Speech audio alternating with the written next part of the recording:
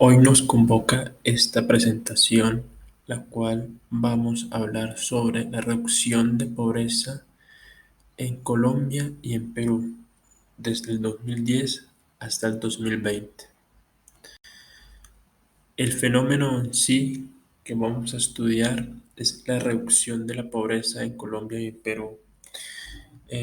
Durante muchas décadas, tanto Colombia como Perú sufrieron de altos índices de pobreza. Por ejemplo, solo en 2010, el 30,4% de los colombianos vivía en pobreza multidimensional, mientras que en Perú la cifra era del 61,3%. Sin embargo, en esta década, la pobreza se ha visto disminuida notablemente en cada uno de estos países, llegando prácticamente a la mitad. Por por esa evolución del fenómeno surge un problema y es saber cómo es que se redujo la pobreza en esos países. Eh, ¿Será que habrá sucedido de una manera similar? ¿No? ¿Será que habrá grandes diferencias entre uno y otro caso? Entonces, digamos, ese es como el problema más importante de esta presentación. Pero antes de pasar como tal a las causas y los efectos del problema, debemos primero definir concretamente qué es la pobreza. Entonces, según un primer enfoque, que ese es el de subsistencia o absoluto, la pobreza sería la falta de ingresos para satisfacer las necesidades, en especial la alimentación. Este enfoque eh, es bastante útil porque nos sitúa sobre todo en lo que tiene que ver con la pobreza, eh, como ya bien se dijo, absoluta, la cual significa el aspecto más notable de la pobreza, que es, por ejemplo, la falta de comida, ¿no? Una persona que no tenga comida y se encuentre en desnutrición, pues será prácticamente la cara más visible de la pobreza. Esa es la importancia de este enfoque. Sin embargo, un problema de este enfoque radica en que deja a un lado otros factores y, como ya veremos más adelante, otras dimensiones que son importantísimas para el estudio de la pobreza. Mm, Hay un segundo enfoque que es el de desigualdad o relativo, y es sobre la privación de un bien que sí gozan otras personas, ¿no? Este enfoque, como dice ahí bien en el título, habla más que todo de la desigualdad. Entonces, le pone atención a, digamos, esa diferencia, ¿no?, que hay entre distintos sectores sociales, en los que unos, obviamente, que tienen más dinero, más capacidad adquisitiva, más recursos, más riqueza, pueden hacerse de algunos bienes que son muchas veces necesarios precisamente para que una persona pueda vivir bien, mientras que otros no. Ya ahí estaríamos alejándonos un poco del enfoque anterior, porque no solamente no nos estamos centrando en, digamos, el aspecto básico de la pobreza, sino que estamos más allá y estamos mirando qué otras cosas son también necesarias para que una persona deje de ser pobre.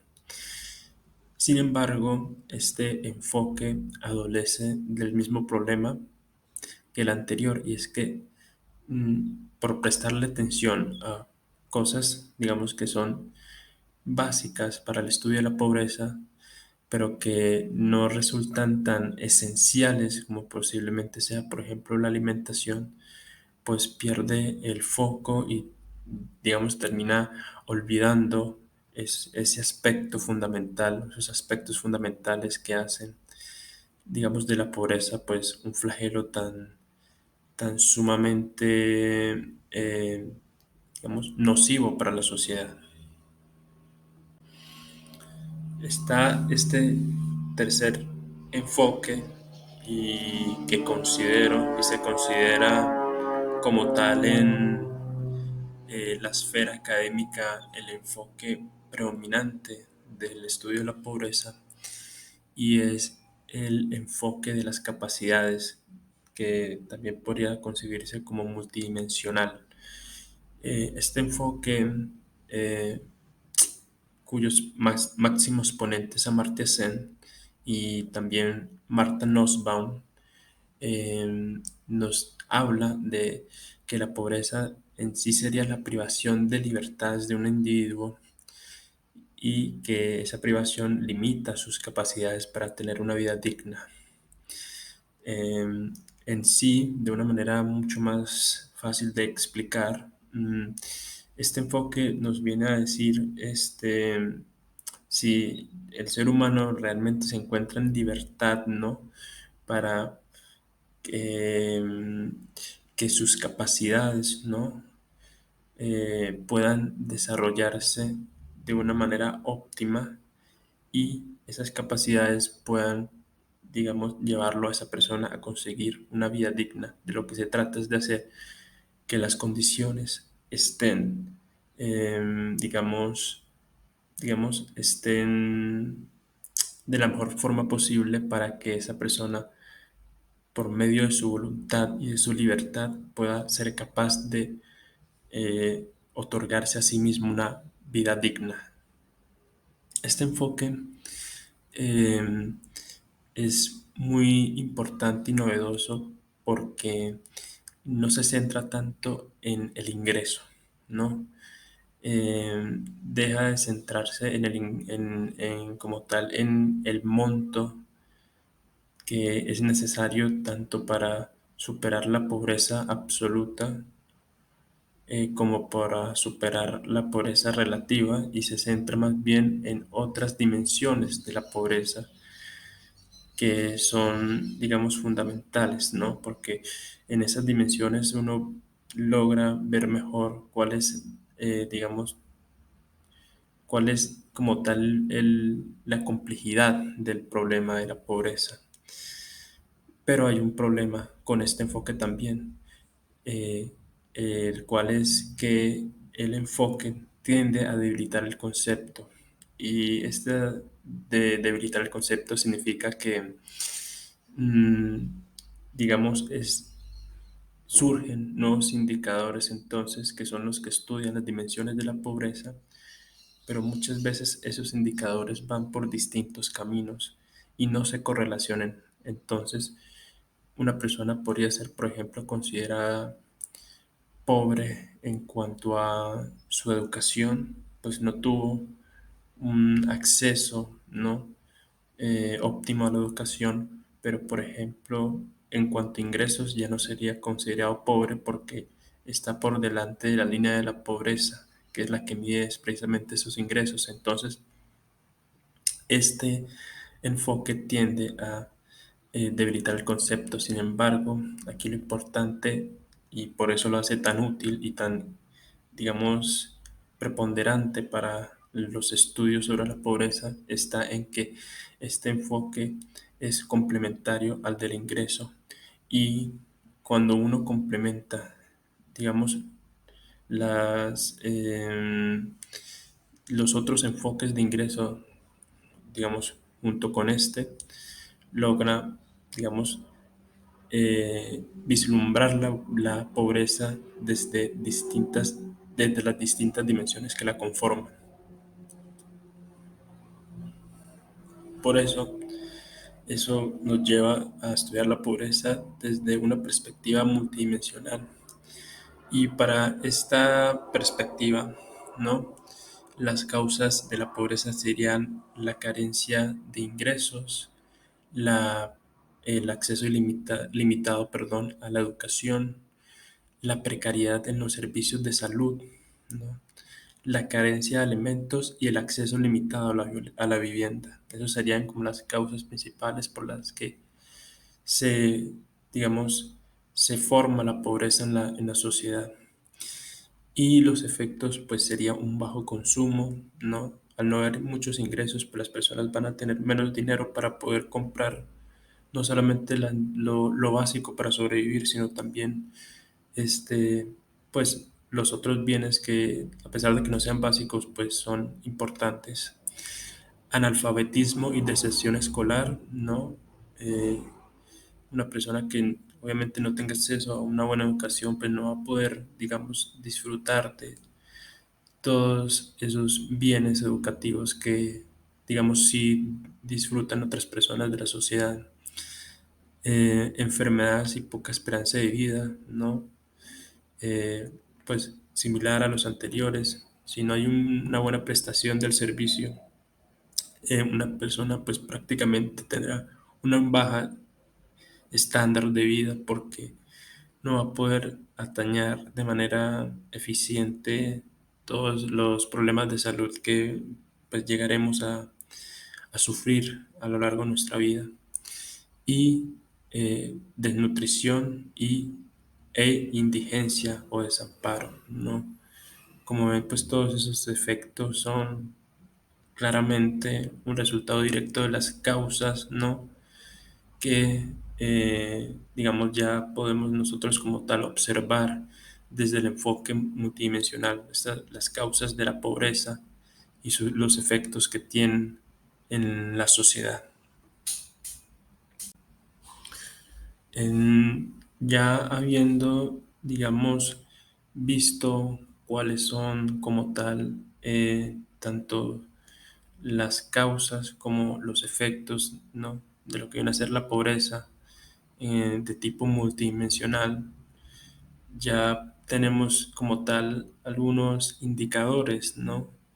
Que se verán más adelante sobre, pues, como tal los criterios para estudiar la pobreza, ¿no? Entonces ya acá, hablando más sobre política comparada, pues, como bien ahí dice, vemos que es un método de control de las relaciones empíricas o hipótesis entre variables en distintos casos. Entonces, en este caso, pues nosotros como tal, nuestras variables serían Colombia y Perú, ¿no? Y esa hipótesis pues vendría siendo como tal la similitud que hay entre la reducción de la pobreza pues en ambos países, ¿no? Desde lo que se trata es de ver cómo en ambos países eh, probablemente hubo una reducción de la pobreza, cómo fue, cómo sucedió como tal, ¿no?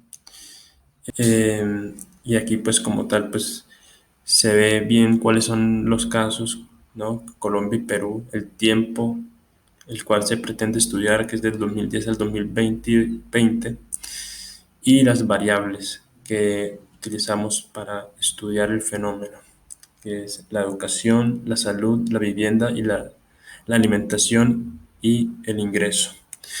Esas variables como tal, pues son, digamos, el resultado del estudio de las causas como tal em, que vimos anteriormente. Entonces, pasamos ya a los resultados, ¿no? Cómo se redujo la pobreza tanto en Perú como en Colombia. Y los resultados pues nos dicen que en educación, por ejemplo, se redujo en promedio un 2%, mientras que en Perú aumentó un casi un 5%. Esto, digamos, sabiendo que en ambos casos se redujo la pobreza. Pero vean aquí que, eh, digamos, específicamente en la educación, en Colombia se redujo un 2%, mientras que en Perú aumentó.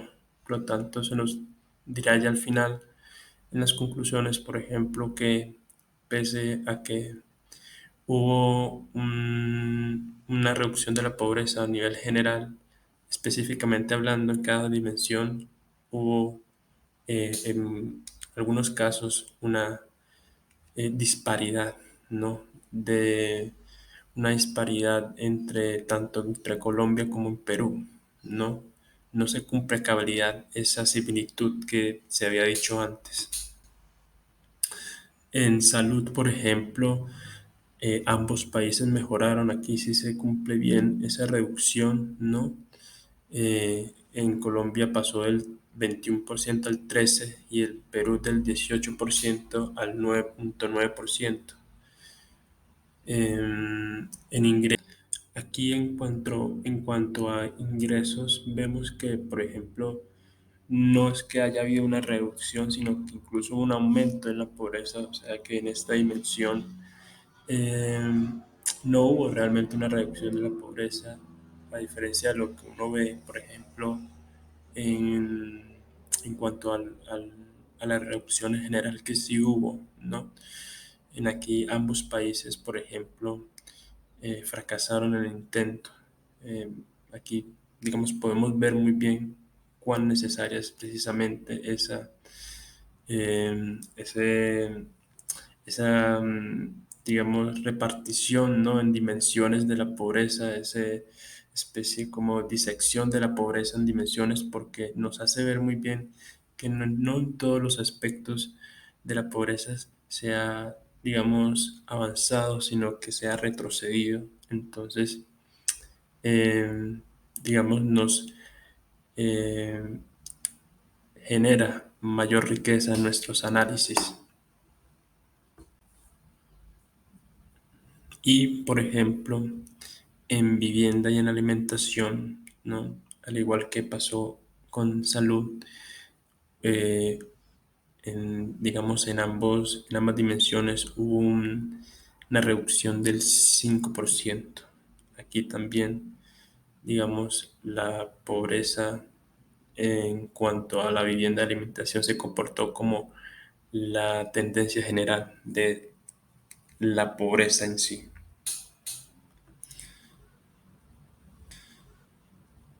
Eso nos lleva a concluir que en ambos países se redujo la pobreza, pero de distintas maneras. Y lo que quiero decir con distintas maneras es que, digamos, en el caso específico de Perú y en el caso específico de Colombia, algunas dimensiones se redujeron. Eh, a diferencia del otro país, me explico, es que mientras que, por ejemplo, en educación, Colombia redujo su pobreza, en Perú no, como ya bien vimos. Entonces, se ha reducido la pobreza, por supuesto, es innegable que se ha reducido y se ha reducido de una manera bastante considerable.